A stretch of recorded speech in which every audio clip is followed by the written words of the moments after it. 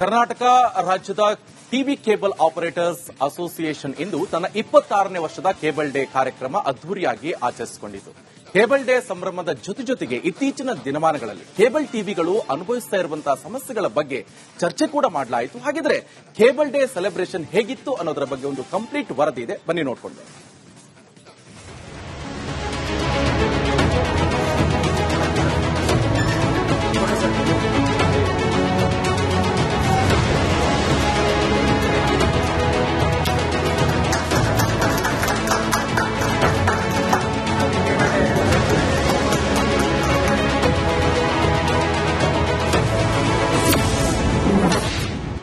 ನೇ ವರ್ಷದ cable day ಸಂಭ್ರಮ,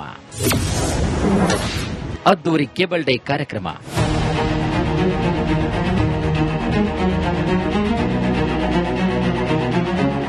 ಕರ್ನಾಟಕ ರಾಜ್ಯ ಕೇಬಲ್ ಟಿವಿ ಆಪರೇಟರ್ ಅಸೋಸಿಯೇಷನ್ ವತಿಯಿಂದ 26ನೇ ಕೇಬಲ್ ದಿನಾಚರಣೆ ಬೆಂಗಳೂರಿನ ಹಾಕಿ ಕ್ಲಬ್ನಲ್ಲಿ ಅದ್ದೂರಿಯಾಗಿ ನೆರವೇರಿತು. ಕಳೆದ 26 ವರ್ಷಗಳಿಂದಲೂ ಕೇಬಲ್ ಟಿವಿ ಅಸೋಸಿಯೇಷನ್ ಉತ್ತಮ ಸೇವೆಯನ್ನು ನೀಡುತ್ತಾ ಬರ್ತಿದ್ದು, ಇಂದು 26ನೇ ವರ್ಷದ ಸಂಭ್ರಮವನ್ನು ಆಚರಿಸಲಾಯಿತು. ರಾಜ್ಯ ಕೇಬಲ್ ಟಿವಿ ಆಪರೇಟರ್ ಅಸೋಸಿಯೇಷನ್ ಅಧ್ಯಕ್ಷರಾದ ಪ್ಯಾಟ್ರಿಕ್ ರಾಜು, ಉಪಾಧ್ಯಕ್ಷರಾದ ನಾಗೇಶ್ ಕಲಬುರ್ಗಿ ಹಾಗೂ ಇನ್ನಿತರ ಗಣ್ಯರು ಸೇರಿ ಕೇಕ್ ಕಟ್ ಮಾಡುವುದರ ಮೂಲಕ ಸಂಭ್ರಮಿಸಿದರು.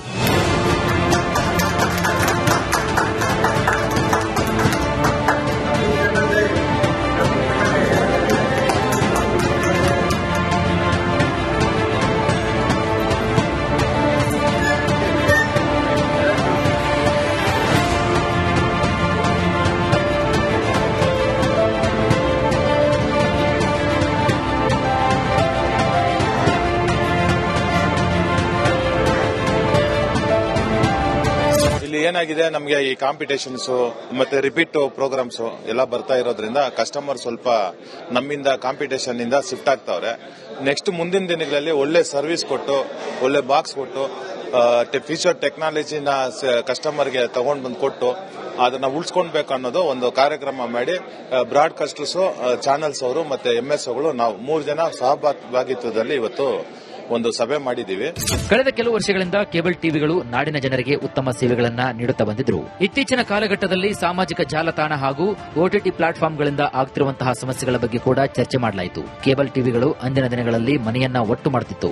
ಎಲ್ಲಾ ಮನೆ ಮಂದಿ ಸೇರಿ ಟಿವಿ ನೋಡ್ತಾ ಒಟ್ಟಾಗಿ ಇದ್ದು ಇದೀಗ ಆಗಿರುವಂತಹ ಬೆಳವಣಿಗೆ ಹಾಗೂ ಸಾಮಾಜಿಕ ಜಾಲತಾಣಗಳ ಪರಿಣಾಮಗಳ ಬಗ್ಗೆ ಚರ್ಚೆ ಕೂಡ ನಡೆಸಿದ್ರು. ಎಲ್ಲರೂ ಕುತ್ಕೊಂಡು ಒಂದು ಪ್ರೋಗ್ರಾಮ್ ನೋಡ್ತಾ ಇದ್ವಿ. ಮೊದಲು ಅದೊಂದು ಫ್ಯಾಮಿಲಿಯಲ್ಲಿ ಗೆಟ್ ಟುಗೆದರ್ ಇತ್ತು. ಈಗ ಏನಾಗಿದೆ, ಮೊಬೈಲ್ಗಳಲ್ಲಿ, ಬಾತ್ರೂಮ್ ಅಲ್ಲಿ, ಟಾಯ್ಲೆಟ್ಗಳಲ್ಲಿ, ಬೆಡ್ರೂಮ್ಗಳಲ್ಲಿ ಹೋಗಿ ನೋಡೋಂಥದ್ದು, ಅಂದ್ರೆ ಅಂತರ ಕಾಯ್ಕೊಂತ ಇದೆ. ಕೇಬಲ್ ಟಿವಿ ಎಲ್ಲರಿಗೂ ಒಟ್ಟಿಗೆ ಸೇರಿಸ್ತು, ಅಂದ್ರೆ ಕುಟುಂಬಗಳನ್ನ.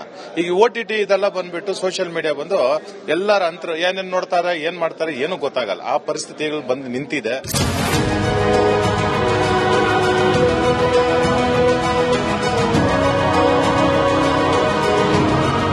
ಒಟ್ನಲ್ಲಿ ಕರ್ನಾಟಕ ರಾಜ್ಯ ಟಿವಿ ಕೇಬಲ್ ಅಸೋಸಿಯೇಷನ್ 26ನೇ ವರ್ಷದ ಸಂಭ್ರಮದಲ್ಲಿದ್ದು, ಇನ್ನಷ್ಟು ವರ್ಷಗಳ ಕಾಲ ಸೇವೆ ನೀಡುವ ಬಗ್ಗೆ ಹಾಗೂ ಬದಲಾವಣೆಗಳ ಬಗ್ಗೆ ಮಹತ್ವದ ಚಿಂತನೆ ನಡೆಸಿರುವುದಂತೂ ಸುಳ್ಳಲ್ಲ.